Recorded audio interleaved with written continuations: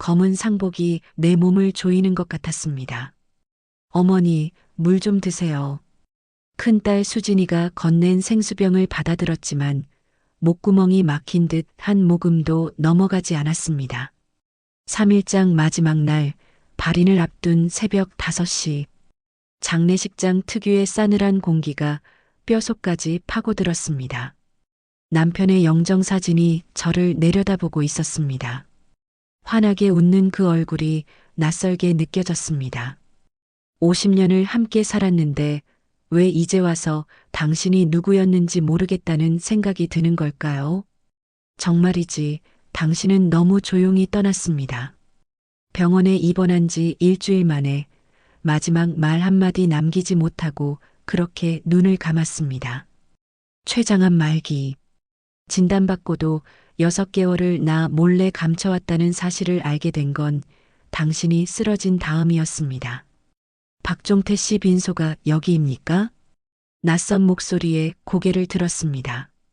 입구에 서 있는 노신사의 모습에 저도 모르게 몸이 굳었습니다.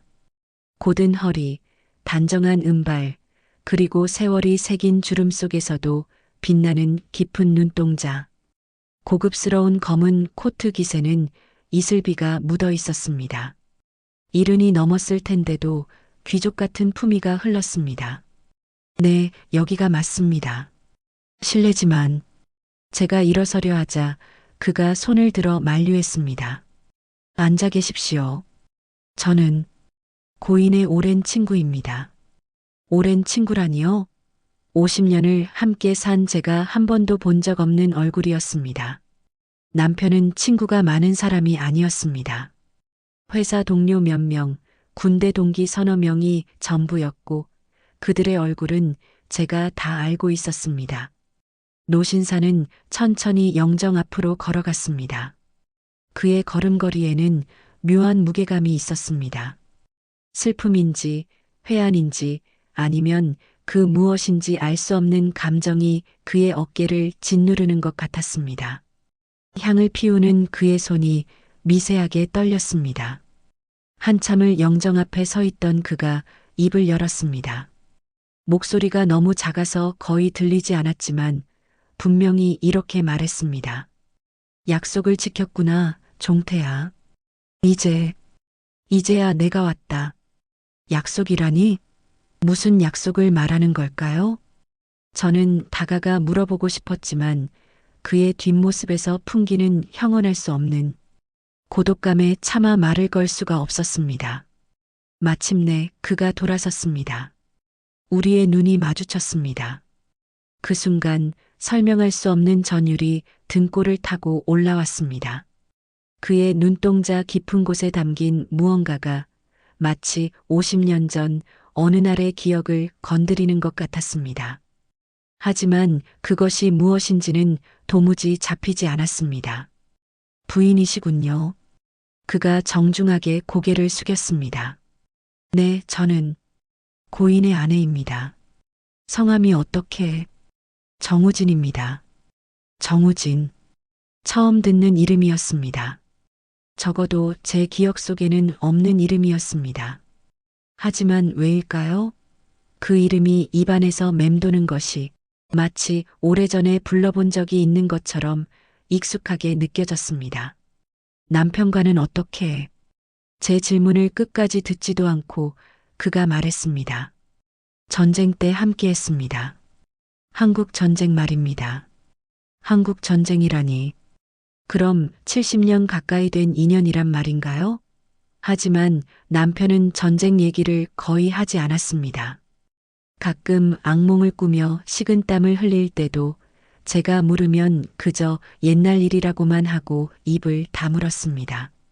종태가, 아니, 박 선생이 좋은 남편이었습니까? 느닷없는 질문에 당황했습니다. 좋은 남편이었냐니요? 50년을 함께 산 아내에게 던질 질문이 아니었습니다. 그런데 그의 눈빛이 너무나 진지해서 거짓말을 할 수가 없었습니다.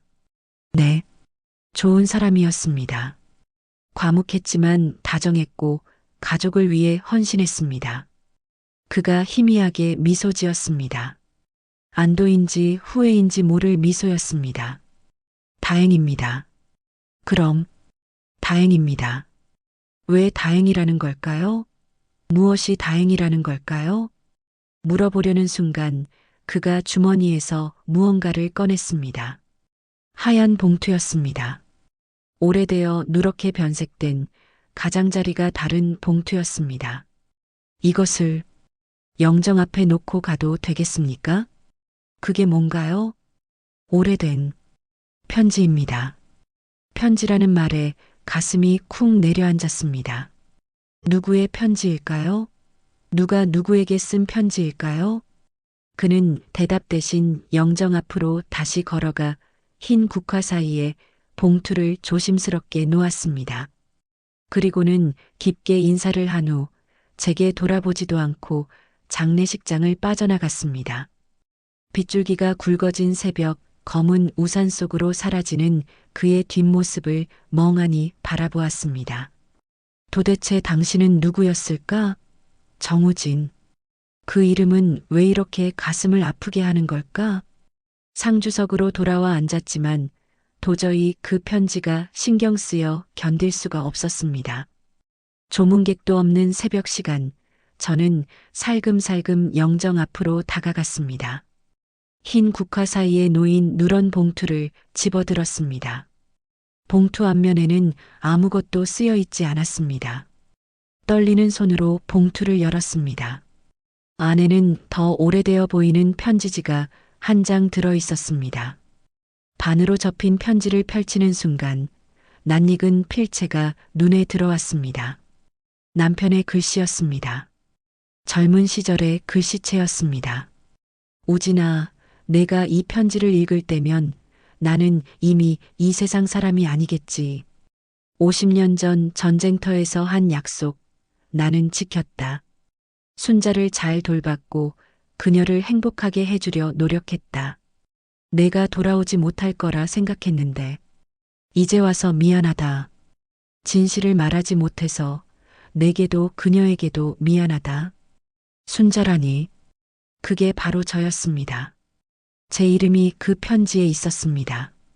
편지는 거기서 끝이 아니었습니다. 그녀는 끝까지 너를 기다렸다. 하지만 나는 내가 죽었다고 거짓말했다. 그리고 내가 그녀 곁에 있었다. 용서해라, 친구야. 그리고 이제 진실을 그녀에게 전해도 좋다. 편지가 손에서 미끄러져 떨어졌습니다. 기다렸다고요? 제가 누구를 기다렸다는 거죠? 정우진을? 그가 누구이기에? 머릿속이 하얘졌습니다. 50년 동안 함께 산 남편이 갑자기 낯선 사람처럼 느껴졌습니다. 그리고 방금 떠난 그 노신사, 정우진이라는 사람이 왜 그렇게 익숙하게 느껴졌는지, 도대체 50년 전에 무슨 일이 있었던 걸까요? 발인을 마치고 집으로 돌아온 지 사흘째 되는 날이었습니다. 빈집이 이렇게 넓은 줄 처음 알았습니다. 남편의 숨소리도, 신문 넘기는 소리도, 화장실에서 들려오던 헛기침 소리도 없는 집은 마치 거대한 무덤 같았습니다. 큰딸 수진이가 당분간 같이 있겠다고 했지만 저는 혼자 있고 싶었습니다. 아니, 혼자 있어야만 했습니다. 그 편지에 적힌 내용이 무엇을 의미하는지, 50년 전에 대체 무슨 일이 있었는지 알아내야만 했으니까요. 엄마, 정말 괜찮으시겠어요? 아버지 방 정리는 나중에 해도. 괜찮아. 언젠가는 해야 할 일이잖아. 수진이를 돌려보낸 후 저는 남편의 서재로 향했습니다. 책장에는 먼지가 하얗게 쌓여 있었습니다. 병원에 입원하기 전까지도 매일 앉아있던 가죽 의자에는 남편의 체온이 아직 남아있는 것 같았습니다. 책상이 만년필, 안경, 그리고 반쯤 읽다만 역사책. 모든 것이 그대로였습니다. 당신은 대체 무엇을 숨기고 있었나요? 서랍을 하나씩 열어보기 시작했습니다. 서류들, 통장, 보험증서, 별다른 것은 없었습니다. 하지만 맨 아래 서랍이 잠겨 있었습니다. 50년을 함께 살면서도 한 번도 열어본 적 없는 서랍이었습니다. 열쇠를 찾는데 한참이 걸렸습니다. 책장 뒤, 액자 뒤, 화분 밑. 그러다 남편이 늘 입던 양복 안주머니에서 작은 열쇠를 발견했습니다. 심장이 빠르게 뛰기 시작했습니다. 찰칵. 서랍이 열렸습니다. 안에는 오래된 나무 상자가 하나 들어 있었습니다. 군대에서 쓰던 것 같은 투박한 상자였습니다. 뚜껑을 여는 순간 숨이 멎는 것 같았습니다. 낡고 누런 편지들이 가득했습니다. 그리고 흑백 사진 몇 장, 가장 위에 있는 사진을 집어들었습니다. 군복을 입은 3명의 젊은이가 웃고 있었습니다. 그중 한 명은 분명 젊은 시절의 남편이었습니다. 그리고 그 옆에, 이 사람이 정우진이었습니다. 50년이라는 세월이 흘렀지만 그 깊은 눈동자는 변하지 않았습니다. 사진 뒤에는 희미한 글씨가 적혀 있었습니다. 1952년, 종태, 우진, 그리고 영식. 전쟁이 끝나면 꼭 살아서 만나자. 영식이라는 사람은 누구일까요? 하지만 지금 중요한 건 그게 아니었습니다. 편지를 한 통씩 펼쳐보기 시작했습니다. 대부분 정우진이 남편에게 보낸 편지였습니다. 전쟁터에서, 야전병원에서, 포로 수용소에서 쓴 편지들이었습니다. 종태야, 순자 씨는 잘 있을까? 내가 무사히 돌아가면 꼭 청혼할 거야. 그녀가 날 기다려줄까? 불안하다, 친구야. 폭격으로 우리 부대가 전멸했다. 나만 살아남았다. 왜 나만 살아남은 걸까? 순자 씨를 다시 볼 수 있을까? 편지를 읽을수록 손이 떨려왔습니다. 순자, 그것은 분명 저였습니다. 하지만 기억이 나지 않았습니다. 아니, 어렴풋이 무언가가 떠오르는 것 같기도 했습니다. 20살 때였나요? 피난 시절, 부산 송도의 피난민 수용소에서 갑자기 머릿속에 한 장면이 선명하게 떠올랐습니다. 바닷가에서 만난 한 청년. 수줍게 웃으며 고향이 평양입니다라고 말하던 사람. 책을 좋아해서 늘 헌 책을 들고 다니던 사람. 전쟁이 끝나면 꼭 다시 만나요. 약속합니다. 그가 그렇게 말했었습니다. 그리고 저는 약속할게요. 꼭 기다릴게요. 나도 모르게 입 밖으로 나온 말에 스스로 놀랐습니다. 기억났습니다. 희미하지만 분명히 기억났습니다. 그 사람이 정우진이었구나. 제가 처음 사랑했던 사람이. 다음 편지를 펼쳤습니다. 하지만 이번엔 남편이 정우진에게 쓴 편지였습니다. 보내지 못한 편지였습니다. 우진아, 내가 포로 수용소에 있다는 소식을 들었다. 하지만 순자 씨에게는 내가 전사했다고 전했다. 미안하다. 그녀가 너무 아름다워서, 너무 선해서 내가 그만. 용서해라. 그녀가 평생 너를 기다릴 것 같아서, 그래서 거짓말을 했다. 편지가 손에서 떨어졌습니다. 남편이 거짓말을 했던 것입니다. 정우진이 살아있는데도 죽었다고 제게 거짓말을 했던 것입니다. 그리고는 위로한다며 제 곁에 머물렀고 결국 어떻게 그럴 수가 있나요? 50년을 속인 거예요? 하지만 분노보다 먼저 찾아온 것은 혼란이었습니다. 그렇다면 남편과의 50년은 뭐였을까요? 새 아이를 낳고 기르며 함께 울고 웃었던 그 세월은 다 거짓이었을까요? 상자 맨 아래에는 더 두꺼운 봉투가 하나 있었습니다. 떨리는 손으로 봉투를 열었습니다. 편지가 아니라 일종의 수기였습니다. 남편의 글씨로 빽빽하게 적혀 있었습니다. 나 박종태는 평생의 죄를 고백한다. 1953년 7월 휴전 직후였다. 우진이가 포로 수용소에서 북으로 송환되었다는 소식을 들었다. 자원에서 북으로 갔다고 했다. 가족이 모두 평양에 있어서 어쩔 수 없었다고 했다. 하지만 나는 순자 씨에게 다른 거짓말을 했다.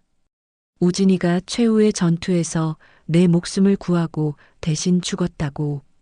그리고 죽기 전에 순자 씨를 부탁한다고 했다고. 순자 씨는 한참을 울었다. 그리고 내게 물었다. 정말 그렇게 말했나요? 절 부탁한다고요? 나는 그렇다고 대답했다. 그것이 나의 첫 번째 큰 죄였다. 순자 씨는 우진이를 위해 3년상을 치렀다. 그 3년 동안 나는 그녀 곁을 지켰다. 위로한다는 명목으로. 그리고 1956년 우리는 결혼했다. 결혼식 날 순자는 내게 말했다. 우진 씨가 당신을 믿고 저를 부탁했으니 저도 당신을 믿을게요. 좋은 아내가 되도록 노력할게요. 그 말이 내 가슴에 비수가 되어 박혔다. 하지만 이미 돌이킬 수 없었다. 아니, 돌이키고 싶지 않았다. 나는 순자를 너무 사랑했으니까. 읽다가 멈출 수밖에 없었습니다. 눈물이 앞을 가려서 글씨가 보이지 않았습니다. 남편도 저를 사랑했던 것입니다. 비록 거짓으로 시작했지만 50년 동안 한결같이 저를 사랑했던 것입니다. 수기는 계속되었습니다. 1970년대에 우진이가 미국에 살아있다는 소식을 들었다. 탈북해서 제3국을 거쳐 미국으로 갔다고 했다. 그가 나를 찾고 있다는 소문도 들었다. 나는 두려웠다. 진실이 밝혀질까봐. 순자와 아이들을 잃을까봐.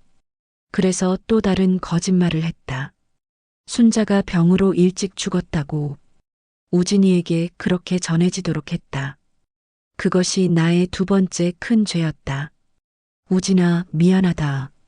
순자야, 미안하다. 이 고백을 읽을 때쯤이면 나는 이미 세상에 없겠지. 비겁하다는 것 안다. 하지만 살아서는 차마 진실을 말할 용기가 없었다. 부디 용서해 주길. 마지막 줄을 읽고 나서 한참을 그대로 앉아 있었습니다. 50년. 남편은 50년 동안 이 비밀을 품고 살았던 것입니다. 그 무게가 얼마나 무거웠을까요? 매일 밤 악몽을 꾸던 것도, 가끔 멍하니 먼 곳을 바라보던 것도 다 이 죄책감 때문이었을까요? 그런데 저는 정말 정우진 씨를 잊었던 걸까요? 아니면 잊은 척했던 걸까요?